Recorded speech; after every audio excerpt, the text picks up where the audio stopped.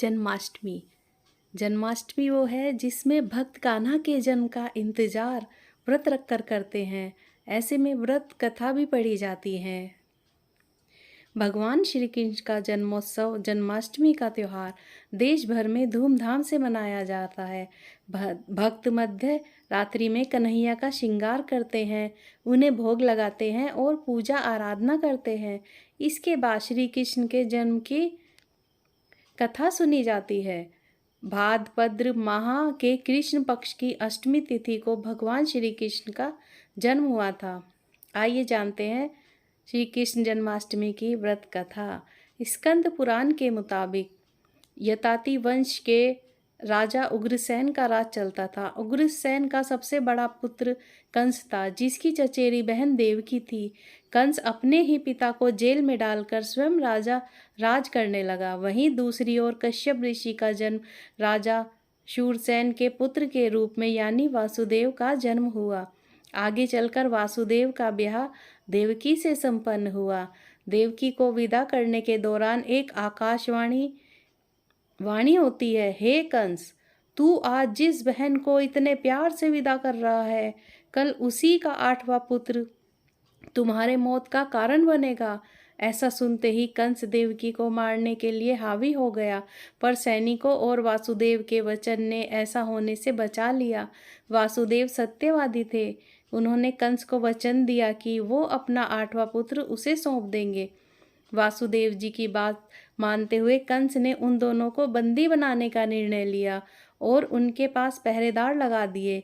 इसके बाद कंस ने देवकी के सारे संतानों को मारने का प्रण लिया। निश्चय अनुसार देवकी के 7 संतान कंस द्वारा मारे गए।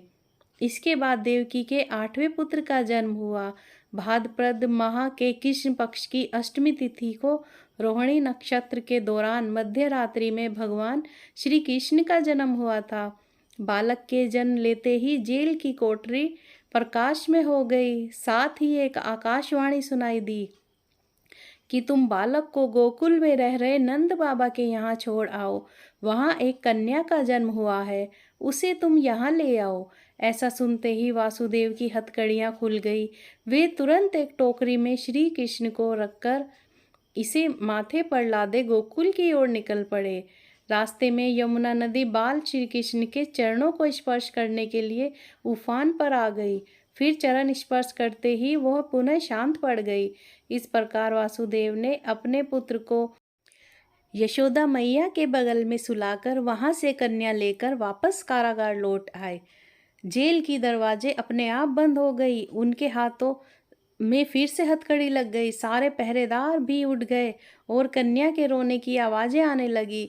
सूचना मिलते ही कंस ने कारागार से कन्या को लाया और उसे मारने की कोशिश की, लेकिन वह आकाश में उड़ गई और बोली, अरे मूर्ख, मुझे मारने से क्या होगा? तुझे मारने वाला अब पैदा हो चुका है। इसके बाद कंस ने कृष्ण का पता लगाकर उसे मारने का खूब प्रयास किया।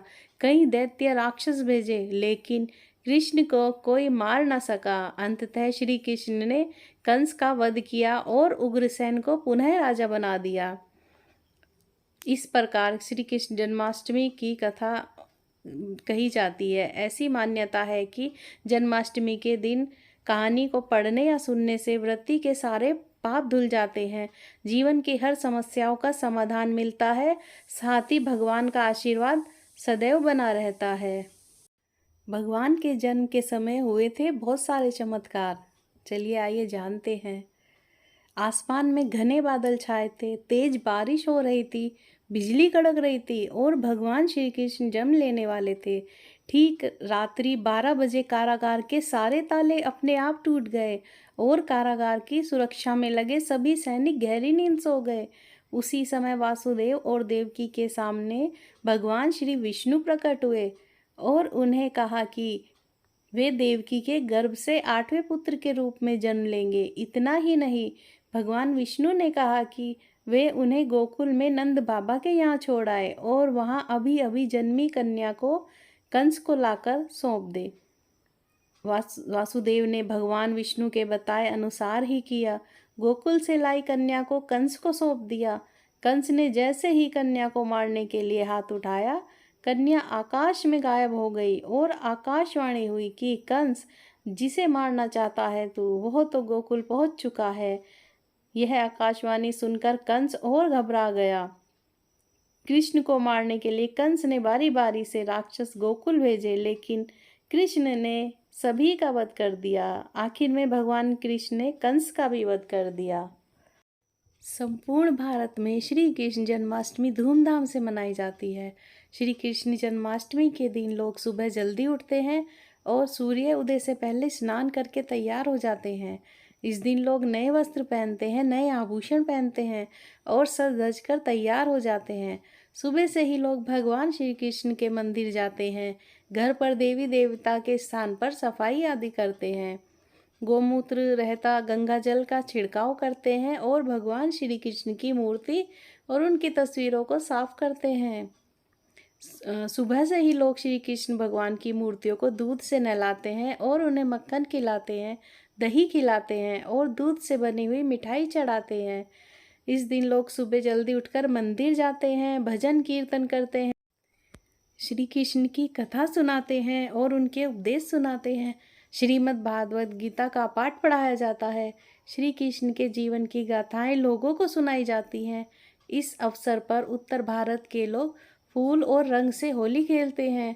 लोग तरह तरह के कार्यक्रम का आयोजन करवाते हैं, एक दूसरे के घर पर जाते हैं, घर में मिठाइयाँ बनाते हैं और हर्षोल्लास के साथ दिन भर श्री कृष्ण का गुणगान करते हैं। यह उत्सव संपूर्ण भारतीयों के लिए एक विशेष महत्व रखता है। भगवान श्री कृष्ण को सृष्टि के रचयिता के रूप में माना जाता है। दोस्तों, अगर ये आपको श्री कृष्ण जन्माष्टमी की जानकारी पसंद आई हो तो like, share, comment and subscribe ज़रूर करें। Thanks for watching.